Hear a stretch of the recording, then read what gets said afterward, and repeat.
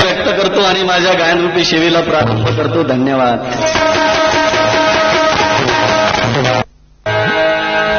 रमाईची गरिबी माता भगिनींनो शब्दात सांगायला कठीण आहे. त्या माऊलीने एवढी गरिबी भोगली की त्या गरिबीलाही लाज वाटत. असा त्याग केला की त्या त्यागालाही लाज वाटत. नेहमी सांगतोय आपल्या पतीचा सहवास पत्नीला भरपूर लाभावा अशी प्रत्येक पत्नीची इच्छा असते. पतीच्या सहवासामध्ये राहावं, पतीची सेवा करावी, पतीसोबत कुठेतरी नवीन ठिकाण पाहायला जावं, प्रत्येकीला वाटणं स्वाभाविक आहे. रमाईला वाटलं होतं की माझे साहेब परदेशाला चालले, त्यांचं विद्यापीठ किती मोठं असेल, किती भव्य असेल, ते आपल्या लायब्ररीमध्ये अभ्यासिकेमध्ये कसा अभ्यास करत असतील ते आपण आपल्या डोळ्यांनी पाहावं. माऊलीला पाहायला भेटलं नाही बाय, कारण गरिबीचा डोंगर तिच्या पुढे उभा होता आणि तो गरिबीचा संसार करता करता करता माऊली थकली नाही, घरानं करत बसली नाही, रडली नाही, पडली नाही. आजही नवरा कुठे बाहेर गावाला निघाला तर पत्नी म्हणते मी येते. नवरा नागपूरला निघाला तर बायको म्हणते मी येते. नवरा मुंबईला निघाला तर बायको म्हणते मी येते. नवरा बुद्धगयाला चालला तर पत्नी म्हणते मी येते. आणि तेच नवरा मरून जाऊ लागला की कोणतीच बाई म्हणणार मी मरते.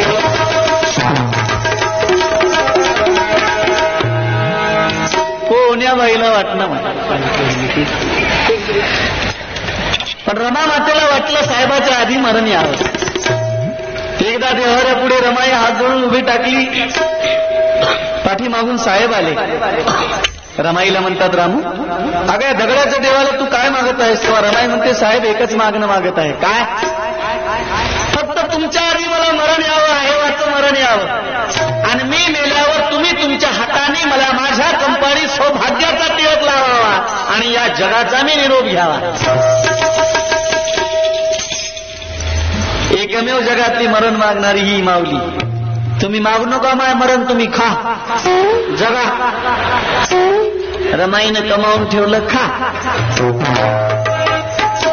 जगण्यासाठी, चांगलं वागण्यासाठी, चांगलं बोलण्यासाठी त्या माऊलीनं त्याग केला. आज एका बाईकडे एवढ्या साड्या आहेत, कोण्या समारंभामध्ये कोणती साडी नेसावी ते तिला कोडं पडायला, संकट पडेल. कपाट भरून साड्या. कुठं जायचं म्हणलं तर शेजारणीला बोलून घेतात, छायाताई इकडे या. काय म्हणता? काय नाही, हे साडी कोणती नेसू सांगा. या ब्लाऊजवर मॅचिंग होईल का, त्या ब्लाऊजवर मॅचिंग होईल, हे चांगली दिसल का, ती चांगली दिसल, विचारतात बायांना. रमाबाई त्या काळामध्ये विचारायची शेजारणीला बोलून, सखूबाई इकडे या. सखूबाई आल्यावर रमाई त्यांना विचारायची, सखूबाई माझ्या या लुगड्याला कोणतं ठिगळ लावू, कोणती दांडी भरू. त्या माऊलीनं माझ्या ठिगळाची लुगडे नेसले आनंदानं. का आनंदानं? कारण तिला कळालं होतं की उद्या माझ्या लेकी बाई एवढ्या सजणार आहेत, एवढ्या सजणार आहेत की त्याच्यातच मला सुख मिळणार आहे. आणि आज तुमच्या अंगावर साड्या चमकत आहेत, हे रमा मातेनं केलेली तुम्हाला जन्मान जन्माची बोळवण नाही. सोडणारी पिढ्या पुरणारी नेसा खा, पण रमाईला अंतकरणात जिवंत ठेव. टीबी होऊन मेली माय रमाई क्षयरोगानं, खाया भेटलं नाही. आज कलासवन कलास अधिकाऱ्याच्या बायकोचा दिमाग पहा, खाय तिचा रुबा. स्वतः रामासाहेबांची पत्नी सेनाच्या गौऱ्या कापायची, लाकडं विकायची, कोळसा विकायची, पर्यंत पायी जायची. आज कलासवन अधिकाऱ्याच्या बायकोच्या हाताखाली भांडे घासाय दुसरीच बाई. धुणं धुया दुसरीच बाई, स्वयंपाकाला दुसरीच बाई, आणि हे बाई साहेबाची बाई नुसती खायलाच बाई.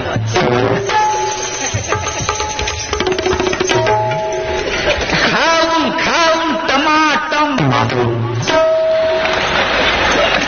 वाटानं चालली तर जसं काय कबूतर चाललं. इकडल्या कोण्या मावल्याला काय म्हणणं झालं माझ्या लय दूरचं सांगायला तिकडलं. मावल्या म्हणतील हेरेकरला बोलवलं ना आम्हालाच बोलायला, तुम्हाला नाही. बुलढाणा जिल्ह्यातलं सांगायला. इकडल्या माझ्या सगळ्या मावल्या चांगल्या आहेत, श्रद्धाळू आहेत, आणि श्रद्धाळू असल्यामुळे ते एवढ्या जास्त प्रमाणात इथं आलेले आहे. तुमचं अभिनंदन आहे. आज कलासून अधिकाऱ्या बाईंची एवढी शान आहे. नवरा ड्युटीहून आला की पहिली तक्रार नवऱ्याकडे. हो ऐकलं का? ती काय म्हणते बरं, माझ्याकडे थोडं लक्ष द्या ना तुम्ही. काय झालं? मला कसं कानूच वय आलं.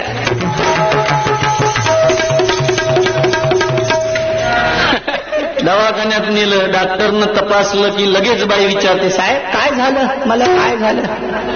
डॉक्टर म्हणतात, बाई काय नाही झालं, तुझी पायली भरली.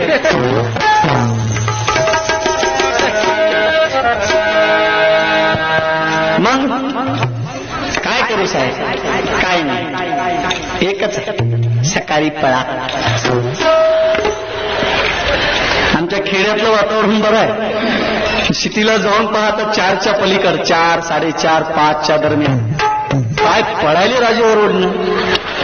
नवरा पुढे बायको माग, जसं काय रान हाली पळायले. नवरा पुढे बायको माग. येऊ द्या येऊ द्या, आणि तवा खाऊन द्या, खाऊन खान यावर ध्यान. त्याच वेळेस जर 4ला उठून आपले आपले कामं केले असते, पळायची वेळ लागत नव्हती ना. मग काही लोक म्हणत असतील, काय बोलायले रे का? व्यायाम करणं चांगली गोष्ट आहे, खरंच चांगली आहे. एक्सरसाइज करणं चांगली गोष्ट आहे. व्यायामाला मी प्राधान्य देतो, माणसांनी व्यायाम केलं पाहिजे. पण अतिरिक्त चरबी झाली म्हणून पळावं लागणं फार मोठी शिक्षा आहे.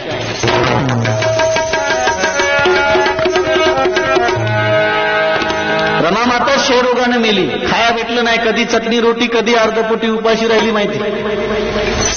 तुमचा नवरा नुसता कलासून अधिकारीच असेल, पण रमाईचा नवरा त्याची डिग्री वाचवत असताना जवान माणसाला दम लागते.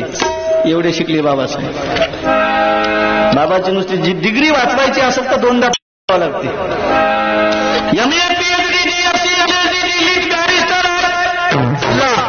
दमच घ्यावा लागते, एका दमात वाचूनच होईना. एवढे शिकले बाबासाहेब. आणि एवढ्या विद्वानाच्या पत्नीच्या अंगावर धडो पण नको, घरात खायला नको. कशाचं आहे प्रतीक, काही खरं नाही. बाबासाहेब परदेशाला गेले, 3 वर्ष रमाबाई वाट लावली आनंदानं. आजही 3 वर्षासाठी बाबासाहेब चालले. रमाई आनंदानं म्हणते, साहेब जा, काय आणू रमा तुझ्यासाठी? काही नका साहेब, एकच पाहिजे. का? फक्त तुम्ही सुखाने परत या. कारण या काळातला किती मोठा दागिना, किती काही कोणती संपत्ती तुमच्या पुढे गौरव नाही, तुमच्या पुढे फिकी आहे. माझा लाख मोलाचा दागिना या जगातला कोणता प्रिय मला असेल तर हे माझं सौभाग्याचं कुंकू अक्षय राहू, यासाठी मला तुम्ही सुखाची पाहिजे. किती मोठा त्याग आहे. 3 वर्ष साहेब चालले, 3 घंटे बायको दिसना गेली तर नवरा केस तोडत सगळ्या गावाने पळते. किती मोठा त्याग आहे.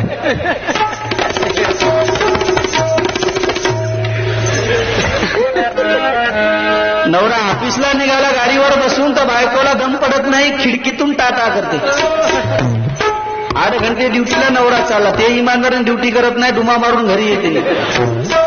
बायकोला चैन पडत नाही, खिडकीतून टाटा, बाय बाय, शी यू.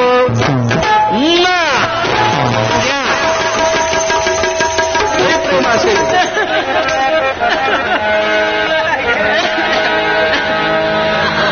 माईचा पती 3 वर्षासाठी चालला, बाई म्हणते जा. त्या काळात बाबासाहेबांनी 2 रुपये काढून रमाईला दिले.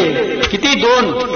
विचार करावा माता भगिनींनो, 2 रुपये काढून पती आपल्या पत्नीला देत आहे आणि किती दिवसासाठी जात आहे? 3 वर्षासाठी. आताची बाई गुन्ह्यानं बसल. नवरा जर 3 वर्ष बाहेर जाऊ लागला आणि 2च रुपये बायकोला देऊ लागला तर बाई गुन्ह्यानं बसल काय? माझंच उदाहरण देतो. मला बाहेर 2 दिवस जर गावाला जायचं असेल भजनाला, बायको म्हणते 15 दिवसाचं राशन घरात टाका, मग कुठे बोंबलं थिंडा. 3 वर्षासाठी साहेब कालीन 2च रुपये काढून देत आहे, तरी रमाई म्हणते नका साहेब, तुमच्या जवळ राहू द्या, तुमच्या प्रवासामध्ये कामी येते. नाही रामो, यशवंताची तब्येत ठीक राहत नाही, अगे 2 रुपये तुझ्या पदरी असू दे. रमाई म्हणाली आपल्या पतीला, साहेब ठेवून घेते, हे 2 रुपये ठेवून घेते आणि असेच ठेवते, आणि ज्या दिवशी तुम्ही बॅरिस्टर होऊन पास होऊन याल त्याच दिवशी या 2 रुपयाची साखर घेते आणि आया बायांना वाटते, म्हणते की बायानो करा गोड तोंड, माझे साहेब बॅरिस्टर होऊन आले. असा असावा त्याग. बाबा म्हणाले, रामो काळजी घे, काळजी घे, तुझी काळजी घे. त्यावेळेस रमा म्हणते आपल्या पतीला, चिंता ही माझी करू नका हो, चिंता ही माझी करू नका हो, जाता जा, जाता जा धनी दुरदेशी,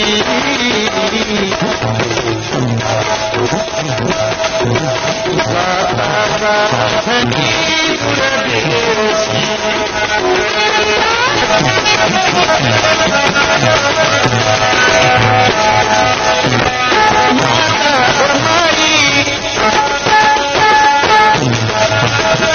तुझी पुण्याई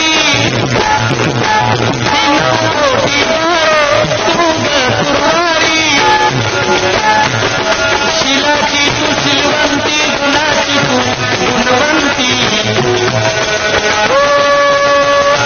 शिलाची तू शिलवंती, गुणाची तू गुणवंती. लाभली तू भीमाला, लाभली ती भीमाला, कुलवंती लाभली ती भीमाला, कुलवंती लाभली ती भीमाला, कुलवंती लाभली ती भीमाला.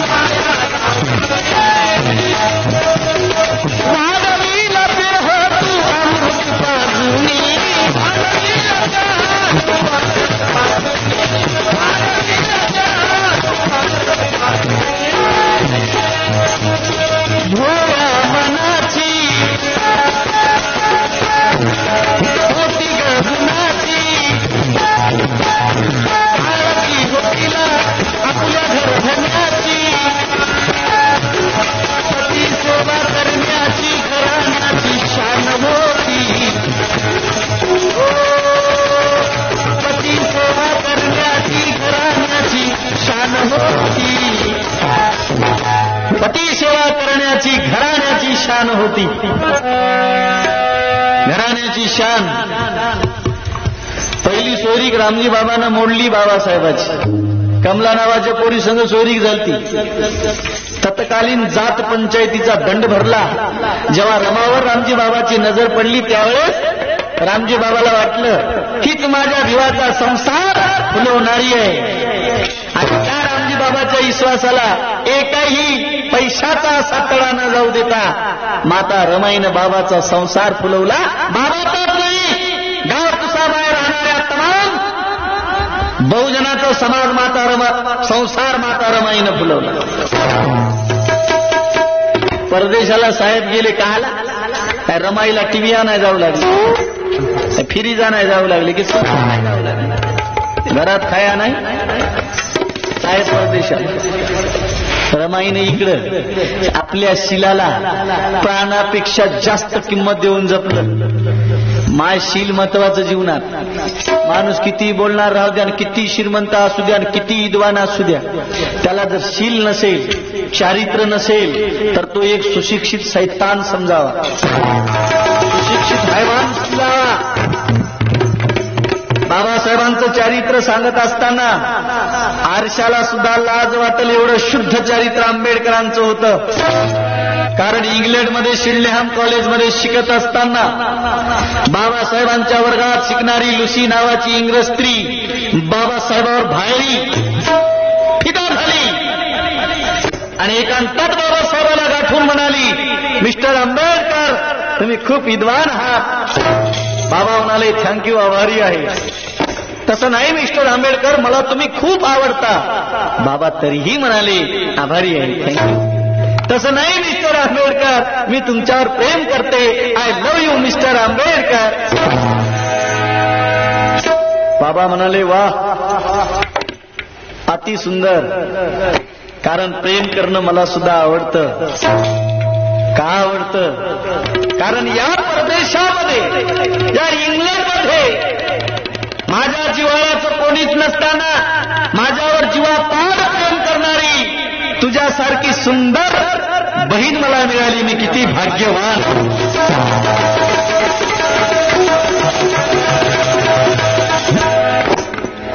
विद्यार्थी दशेमध्ये शिक्षण घेत असताना आंबेडकरांना सुंदर लुसीला बाबासाहेबांनी बहीण मानलं. आमचे आताचे विद्यार्थी इकडले नाही, तिकडचे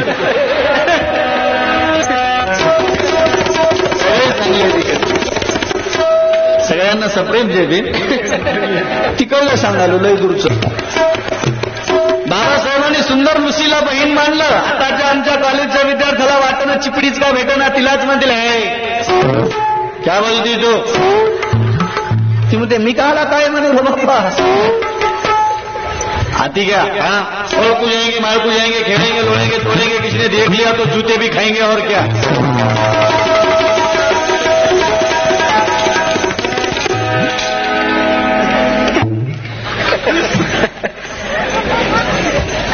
शिक्षणाला चारित्र्याची जोड असली पाहिजे. विद्यार्थी दशेमध्ये चारित्र्य हनन होत असेल तर त्याच्याकडून भावी जीवनामध्ये चांगल्या कामाची अपेक्षा कशी करायची. चारित्र्याच्या दागिन्यानं माणूस फार सुंदर दिसतो. बाबांनी उदाहरण दिलं होतं. नागपूरच्या म्युन्सिपाल्टीच्या महिलांनी, कर्मचारी महिलांनी बाबाला मानपत्र दिलं. त्या मानपत्राला उत्तर देताना बाबा म्हणाले होते, महिलांना उपदेश देत असताना माया होत. सुशील स्त्रीचं उदाहरण आणि वाम मार्गाने वागणाऱ्या स्त्रीचं उदाहरण बाबांनी दिलं होतं. बाबा म्हणतात, पेशा व्यवसाय करणारी स्त्री पंचतारी हॉटेलमध्ये राहते आणि ती वरच्या मजल्याहून खालच्या नोकराला हुकूम देते की सुलेमान तारी और बिर्याणी लेके आ. शिलवान स्त्री, कष्ट करणारी स्त्री चटणी भाकर खाते, आपल्या झोपड्यामध्ये आनंदानं राहते. पंचतारी हॉटेलमध्ये राहणारी ती वेश्या व्यवसाय करणारी स्त्री आणि शिलवान असणारी स्त्री ह्या जर रस्त्यानं जाऊ लागल्या तर त्यांच्याकडे बघून लोक काय म्हणतील. 5,000चा शालू जर वेश्या व्यवसाय करणाऱ्या बाईच्या अंगावर असेल तर बघणारे लोक म्हणतील, देखो रंडी जा रही है. चटणी भाकर खाऊन शिलवान असणाऱ्या स्त्रीकडे लोक पाहून म्हणतील, बघा माझी काकू चालली, माझी मावशी चालली, माझी आत्या चालली, नातं लावून बोलती. म्हणून शील सगळ्यात महत्वाचं. शील नसेल तर जीवन नाही, मेलेलं बरं. म्हणून आपल्या शिलाला प्राणापेक्षा जास्त किंमत दिली. शिलाला किंमत दिली, प्राणापेक्षा जास्त दिली पाहिजे. विद्यार्थ्यांनो, भारतामध्ये कधी न घुसलेला रोग घुसला आणि तो रोग कोणाला होतो? ज्याचं चारित्र्य बरोबर नाही अशाच लोकांना तो रोग होतो. कोणता रोग? ये अंडस, येडस. भारत सरकार म्हणते उपाय नाही, डॉक्टर म्हणतात उपाय नाही, मी म्हणतो यायला भेजा नाही, ब्रेन नाही. अरे एडसवर लस शोधून काढली, फार वर्षापूर्वी एडसवर औषध शोधून काढलं, बॉन्ड पेपरवर लिहून द्यायला तयार आहे. त्या औषधाचं जे कोणी पालन करल, प्राशन करल, त्याला आयुष्यात कधी एडस होणार नाही. त्या औषधाचं लस आहे, एडसवर प्रभावी लस शोधून काढली 2500 वर्षापूर्वी भगवान बुद्धांनी, आणि त्या लसचं नाव आहे, इंजेक्शनचं नाव आहे पंचशिला.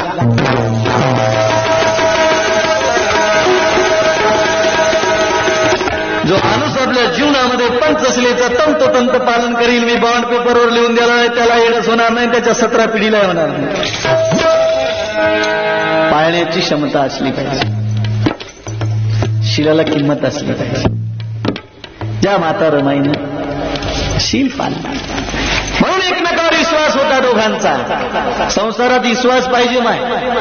विश्वासाच्या नाजूक धाग्यावर संसाराचा डोलारा उभा असतो, आणि विश्वासासारखं दोघांने वागलं पाहिजे.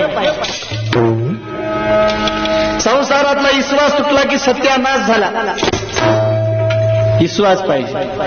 म्हातारी माणसं म्हणत असतील काय ज्ञान सांगायला बाबा, अरे आम्ही काय संसार केला की नाही, लेख राहता आम्हाला, कोण आणलं रे त्याला बोलून. असं जे का कार्यक्रमामध्ये माझा कार्यक्रम चालू, एक माणूस एवढा मोठा रट्टा घेऊन दंडुका हिंडायला माझ्या भोवतात. मी म्हणलं काका कोणाला पाहिजे तुम्ही, तुम्हाला काय म्हणणार झालं म्हणे, तुमचं चालू द्या. कोणाला पाहिलं? तुम्हाला इथं कोण बोलवलं त्याला पाहिलं म्हणे.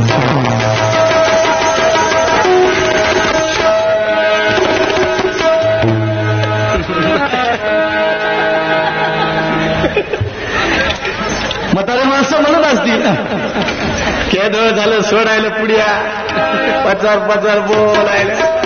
आणि आम्ही काय संसार केला की नाही? काकासाहेब, संसार करणं, लेकरं पैदा करणं, याला जर संसार म्हटलं असतं तर एका खेपला डुकराला 12 होतात. कायचा कवा मोर्चा गेला का तहसीलवर, आम्हाला घर द्या, नळ द्या, झोपडपट्ट्या द्या म्हणले का ते? आपण माणसं आहोत आणि माणसाला मूलभूत गरजा लागतात. रोटी, कपडा और मकान. माणसाला नैसर्गिक 3 भुका लागतात, पोटाची भूक, ज्ञानाची भूक आणि शारीरिक भूक. त्या 3ही भुका आणि 3ही गरजा नैतिकतेच्या मार्गाने सोडवणारा तो खरा माणूस. आणि नैतिकतेच्या मार्गाने या 3ही भुका सोडवण्याचं कोणतं माध्यम असेल तर ते भगवान बुद्धाचा धम्म म्हणजे जीवन जगण्याची कला. ती रमाईने आत्मसात केली. संसारात विश्वास पाहिजे. बायको हळाला धुणं धुया गेली तर 4दा रोडवर येऊन पाहते नवरा. आली नाही, इकून तिकून आली तर तिच्यावर ताणते, एवढा उशीर कसा झाला, तू जाय ना उद्यापासून धियाला. बायकोवर विश्वास नाही, आपण कामं करायचे, तिला काऊन टेन्शन घेणे ना देण्याचं.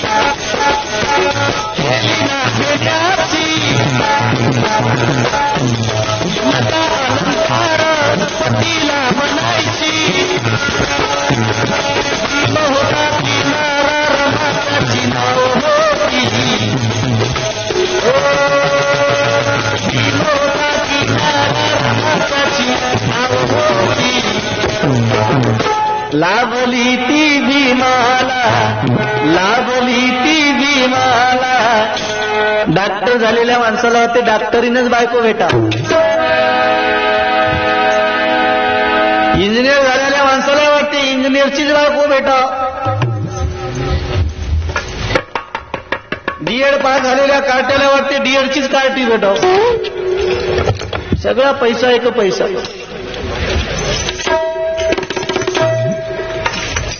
बाबासाहेब किती शिकले मी सांगलं तुम्हाला. MA PhD DSc LLD delete barrister at law एवढे शिकले साहेब. आणि त्यांची पत्नी रमा अडाणी. अक्षर माहित नाही. पण आजच्या वेल क्वालिफाईड हाय क्वालिफाईड स्त्रीला लाज वाटल असा त्या माऊलीनं संसार केला. अडाणी असून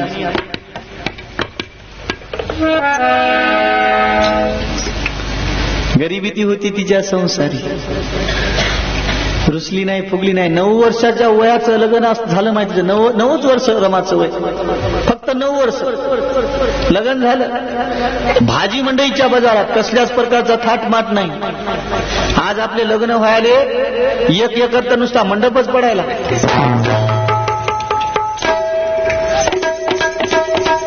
लग्न लावायला ज्याच्या पुण्याने एवढा भव्य आपला मांडप पडतो. बाबासाहेब मागल्या खुर्चीवर तुटक्या, त्याला 10 फुलायचा हार. नवरू नवरदेवाला बसायला महाराजा खुर्च्या. 10 किलोचा हार गळ्यात नवरदेवाच्या नवरीच्या. ज्याच्या पुण्याने एवढे भव्य लग्न व्हायले त्या बाबासाहेबाला पाठीमाग मोडकी खुर्ची. नवरू नवरदेवाला महाराजा खुर्ची. मला वाटतं नवरदेव बाबासाहेबाच्या पुढे महाराजा खुर्चीवर बसला की बाबासाहेबांना मागून त्याच्या ढुंगणावरच लाद घाला. उतर कशा उतर.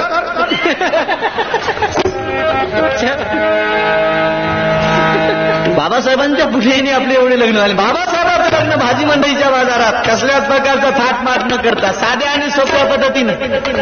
9 वर्षाचं वय रमाचं. लग्न झाली, नांदायला आली. आजही बाया लग्न झाल्यावर नांदा येतात. आया बाया म्हणतात सांग रमा सांगा पतीचं नाव. आपल्या देशात प्रथा आहे. लग्न झालं की नवऱ्याचं नाव उखाण्यातून घ्यावं लागतं. घेतलं पाहिजे पण चांगलं घेतलं पाहिजे. जिद्दीनं संसार करण्याची प्रेरणा त्याच्यात असली पाहिजे. तर ते नाव घेतलं पाहिजे. आताच्या काही बाया नाव घेतात, त्याला नाव घ्यायला आज वाटणार, ऐकणाऱ्यालाच खाली पाहावं लागते. सांगा सांगा. आता तर नाव घ्यायची गरज नाही हो. डायरेक्ट नाव घेऊन बोलायले. काय रे संदीप काय नाव विचारायची गरज नाही. खेड्यातली माऊली लाजते बिचारी. एखादे कोणते सर्वे करायला लोक गेले की खेड्यातली माऊली लाजते. बाई तुमचं नाव काय? शकुंतला. नवऱ्याचं नाव? पप्पेत या मामाचं नाव सांग द्या. आता नवरा हिचा पप्प्याबाईनं नाव सांगा. खेड्यातल्या मावल्या थोडेसे लाजतात. सिटीतल्याही काही मावल्या लाजतात. पण आधुनिक युग आलं म्हणून एकमेकाचं नवऱ्याचं नाव बिंदाव लईच राहा. संध्यातला सांगाल संध्या तुला सांगा इतकं मदत जाते. काय प्रश्न. पण रमाईचा काय सांगतो माय. रमाईचं लग्न झालं, मांडवात लग्न नवरी होऊन बसली. आया बाया रमाईला म्हणत आहे सांग रमा सांग पतीचं नाव ग.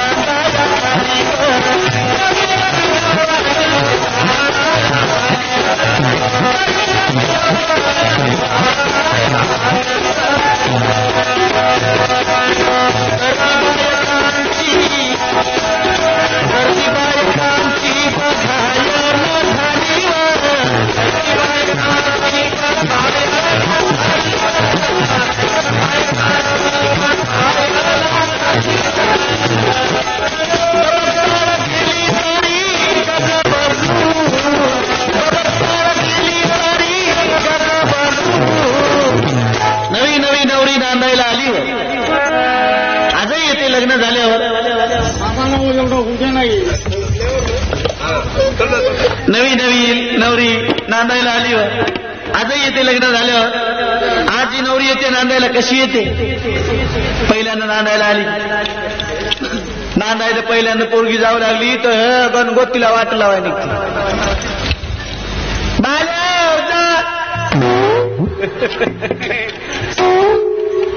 तितक्या दूर गेली की अजून काय नाही काय नाही आता ती काय परतून येणार.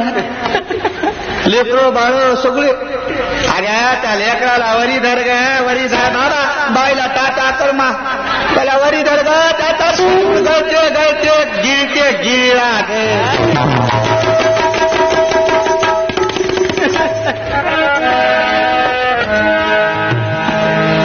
मायेपुटी वात्सल्यपुटी मायमावले आपल्या लेकी बाईला वाटेल होतात.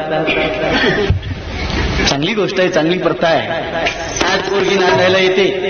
पहिल्यांदा नांदायला आली असा नाकावर पदर राहते, तोंड दिसू देत नाही, तिला म्हणतात लाजवंती. 6 महिने झाले की एक चेहरा पदर माग जाते, चेहरा दिसतो, तिला म्हणतात चंद्रमुखी. पुन्हा 6 महिने झाले की चंद्रमुखीची बनते मग ज्वालामुखी.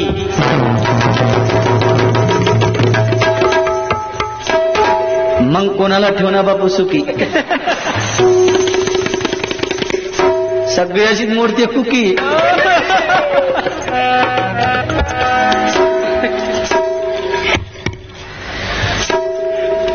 सासा सुनांचं भांडण एक समीकरण झालं नाही.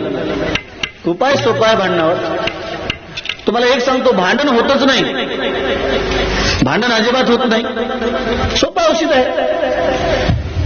किती रागात असू दे आपला नवरा, किती रागात असू दे आपली सासू, सासूला आपण आपल्या आईचा दर्जा द्यायचा आणि सासूने आपल्या सुनेला मुलीचा दर्जा द्यायचा. बहुत भांडण होते का? त्याला पैसे लागतात काय? कोणतं प्रमाणपत्र भरून द्यावं लागते? काही कोणाच्या सह्या घ्यावं लागतात? काही मेडिकल सर्टिफिकेट लागते? काहीच नाही ना. सोपा उपाय. आलेल्या मुलीला आपण आपल्या पोटची मुलगी समजायचं आणि त्या आलेल्या मुलीनं आपल्या सासूला आई समजायचं. प्रॉब्लेम. एका पैशाचा खर्च नाही, भांडण बंद.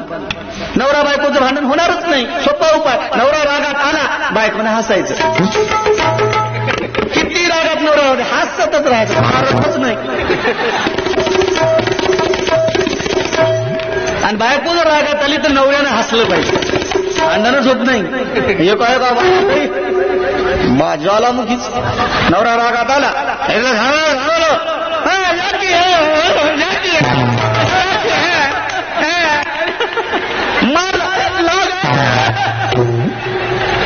बॉम्ब लायली कहाला मग मुखी बसणार. नवरा रागात आला की हसायचं. हसणं चांगलं आहे. माणसाने नेहमी हसलं पाहिजे. हसण्यामुळे बऱ्याच बिमाऱ्या कमी होतात. ब्लड सर्क्युलर बरं राहतं शरीरामध्ये. बीपी कमी होते हसण्यामुळे. बऱ्याच बिमाऱ्या कमी होतात. हसलं पाहिजे. काही लोक माझ्या पुढी बसतात, झर तोंड कर, बाजूच्या लई जातात. काय म्हणायला ते सरतो जस काय त्याला आता कापायचे थोडं थांब. माणसाने हसलं पाहिजे. काही बिचाऱ्या पोरी सोरी हसू लागल्या तर बाजूच्या मथाऱ्या हसू देणार. मग त्या काही करायला मग आमच्या घरात होतं नाही असं. तिला ऐकू जाईना आणि दुसऱ्याला हसू देणार.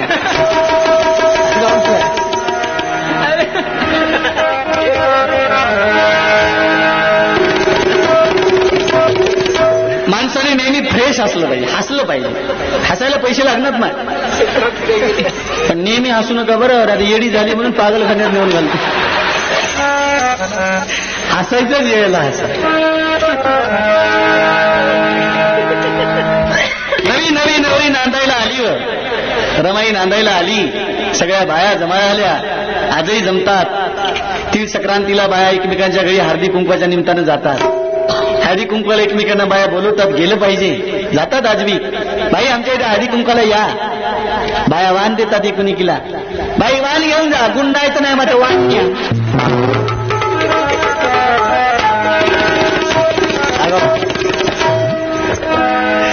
गेलं पाहिजे. मग तिथं सर्व जाती धर्माच्या बाया एका ठिकाणी जमल्याच्या नंतर एकमेकीला नावही विचारतात. महिला मंडळ जमल्यावर त्यांच्या गप्पा टप्पा चालतात, चालल्या पाहिजे. एकमेकीला नाव विचारतात. आजही बाया नाव घेतात. सगळ्या जाती धर्माच्या बाया एका ठिकाणी आल्या की शानी बाई त्याला नाव विचारते. विरुंगळा म्हणून सांगत आहे, विनोद म्हणून, वैयक्तिक मनाला लावून घेऊ नका. आता म्हातारी नाव विचारायची सगळ्याला. काय विषय म्हातारी तुला म्हणायलो ग नाव घ्या की. कौशल्यबाईचा नंबर पहिल्यांदा आला, ती नाव घ्याली. दारी लावली बाबूळ तिचा हिरवा हिरवा पाला. माय दारात कशाला लावली ग काट्या कुट्याची लेकरं बाळ खेळते.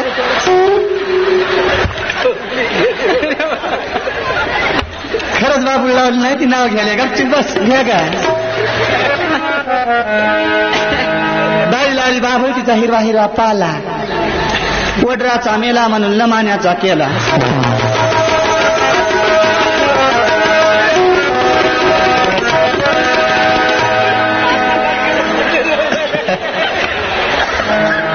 आता हे काय नाव घेण्याची पद्धत झाली. पुन्हा दुसरी बाईला नाव विचारली म्हातारी. का विषय तुला म्हणायलो ग नाही तुम्हाला नवरा करायला आज वाटणार, नावच घ्यायची काचीला झाली ग. अगं मग म्हाताराची काय असं तर 56 नावं घेतली असते. आता कौशल्याबाई नाव घ्यायला. पिवळा पिवळा हरिण त्याचे फेंगडे फेंगडे पाय. कोणाचं सुटलं ग माय. आजी खरंच हरण सुटलं नाही, ती नाव घ्यायला गपचूप बस घे ग.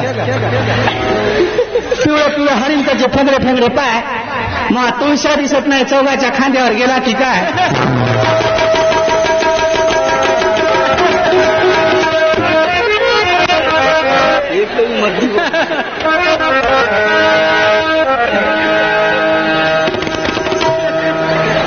अशीच एक बाई शेतातून काम करून आली, काबार कष्ट करून, मोलमजुरी करणारी माऊली.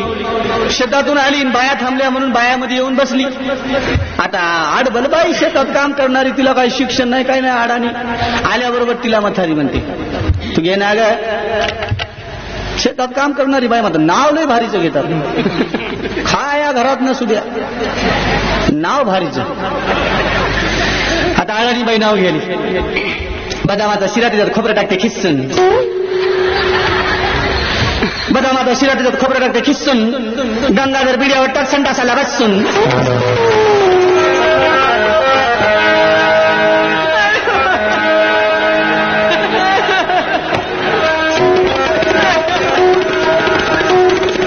अवघड मला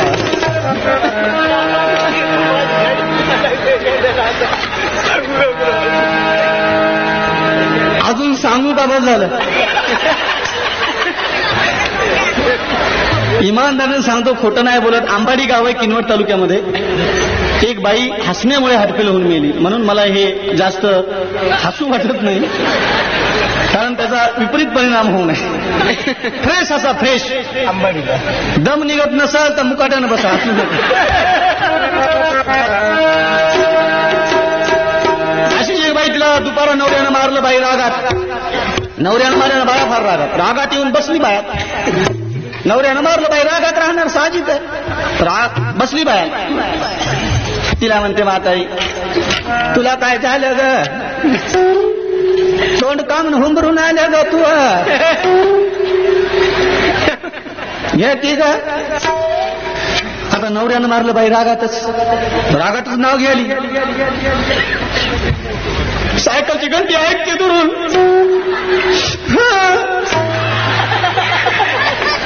सायकलची घंटी ऐकते दुरून. तू क्या फिरून तर त्याला टाकतेच पुरून.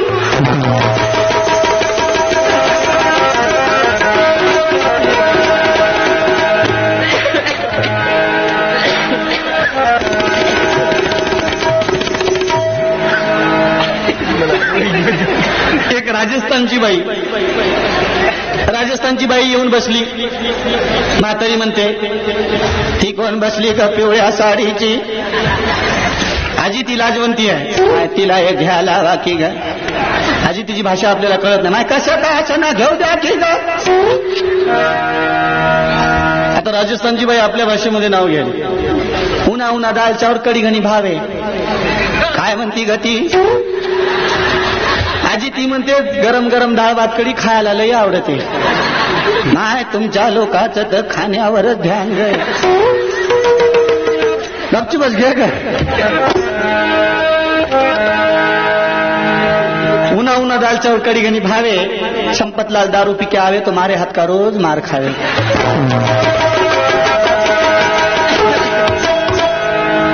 आता एक शिकलेली पोरगी, नवीनच लग्न झालं, शिकलेली पोरगी म्हणजे सुशिक्षित भाषेमधून नाव घेणार, आणि हे नाव मात्र शिकलेल्याच लोकांना कळणार. इतिहासाच्या पुस्तकाला भूगोलाचं कवर. शिकलेली पोरगी सुशिक्षित भाषेतून नाव गेली, इतिहासाच्या पुस्तकाला भूगोलाचं कवर. राजूचं नाव घेते अशोकची लवर.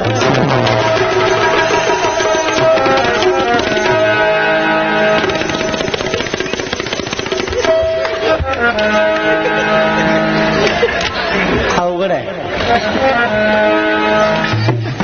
शेवटी उरली शेवंताबाई. शेवंताबाईला नाव विचारली म्हातारी. शेवंता घे ना ग. शेवंताबाई नाव घेतलं. सरकारचा कायदा गरिबाचा फायदा. कशाचा फायदा? तर फुकून जाऊ दे तिकडं. 6 महिने झालं 100 रुपये आले, 6 महिने झालं खडकूचा पत्ता नाही. आधीच्या योजनेचं काय नाही, गपचूप बस घे ग. सरकारचा कायदा गरिबाचा फायदा. सरकार म्हणते जातीभेद नाही, नवरा केला गिरी गोसाई, ते निघाला बक्कर कसाई. महो नाव शेवंताबाई, नवऱ्याचं नाव अब्दुल भाई.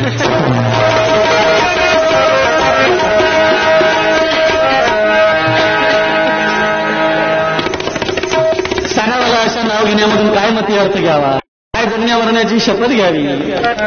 रमाबाईनं 9 वर्षाच्या वयामध्ये नाव घेतलं होतं लग्न झाल्यावर. रमाबाई नाव घेत आहे. वलंकराची लेक मी सुभेदाराची सुन. वलंकराची लेक मी सुभेदाराची सुन. भीमरावांच्या जीवासाठी देईल माझा प्राण. नाव घ्यावं असं. नावामध्ये जगण्या मरण्याची शपथ असली पाहिजे, जिद्दीनं संसार करण्याची प्रेरणा असली पाहिजे. बैरी म्हातारी रमाचं नाव पहिल्यानं सांगितल्यावर ऐकवाल नाही म्हणून डबल विचारते. रमा पुन्हा सांगणार. पाळलेल्या पोपटाला पेरू देते चिरून. पाळलेल्या पोपटाला पेरू देते चिरून. भीमरावांच्या नावाचं कुंकू लेते कोरून. त्याला म्हणतात नाव. रमाबाई आणि भीमराव जोडीनं बसले. बघणाऱ्या आया बाया म्हणायला लागल्या,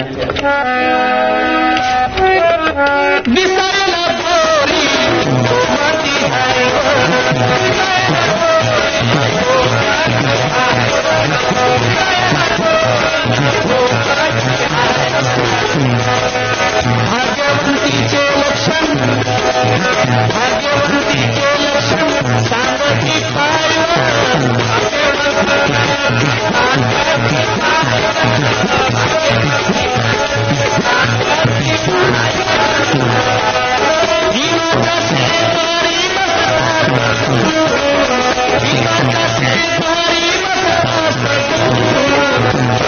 नऊ वर्षाची रमाता